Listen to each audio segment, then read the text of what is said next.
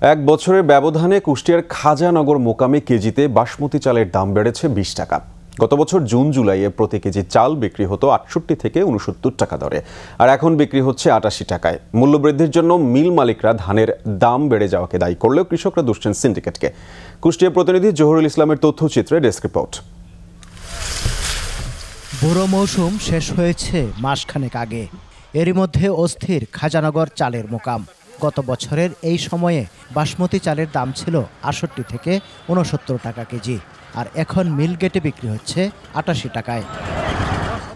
কৃষকরা জানান 2 সপ্তাহের ব্যবধানে সরু ধান মন প্রতি 150 থেকে 200 টাকা বেড়েছে।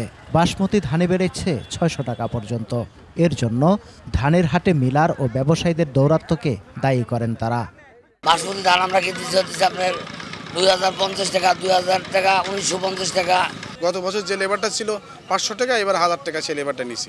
অন্যদিকে গঙ্গা কপোতাক্ষ সেচ প্রকল্পের পানি না পাওয়া ও কম বৃষ্টিপাতের ফলে এবার অনেক জমিতে ধান আবাদ করতে পারেননি কৃষকরা।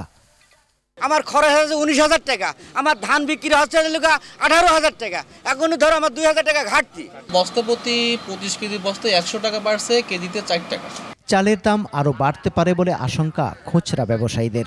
অসাধু ব্যবসায়ীরা বেশি টাকায় ধান কেনায় বাজারে সংকট সৃষ্টি হচ্ছে বলে জানান মিল মালিকরা। প্রয়োজনে বাসমতি চাল আমদানির কথাও জানান তারা। বাসমতি চাল আমদানি করে তাহলে এটার একটা সুরা বলে আসবে বলে আমি মনে করি। বাজারে সরবরাহ কম থাকার জন্য অন্য ধানের তুলনায় কুষ্টিয়া অঞ্চলে বাসমতির আবাদ কম হওয়াকে দায়ী করছে বিএডিসি। আর অনিয়ম ও সিন্ডিকেট রুখতে বস্তায় ধানের জাত ও দাম লেখার বিষয়টি বাস্তবায়নের কথা জানায় জেলা প্রশাসন। বিধান 50 যেটা বাসমতি বলে এই এলাকায় লোকালি যেটা পরিচিত, আসলে এটা বাংলামতি, সেটা হচ্ছে কি আপনার 44.500 মেট্রিক টন আমাদের কাছে বরাদ্দ ছিল, যেটা বীজ বরাদ্দ ছিল, যেটা মোট বরাদ্দের প্রায় 3%। চাউলের মূল্য এটি চাউলের বস্তায় লিপিবদ্ধ করতে হবে, উৎপাদনের তারিখ, পাশাপাশি জাতের নাম। এটি এই কারণে করা হয়েছে যেন ধান চালের মূল্য অস্বাভাবিকভাবে ফ্লাকচুয়েট না করে। চালের বাজারে নজরদারি বৃদ্ধি এবং দাম নিয়ন্ত্রণে সরকারের জোরালো পদক্ষেপ চান ভোক্তারা।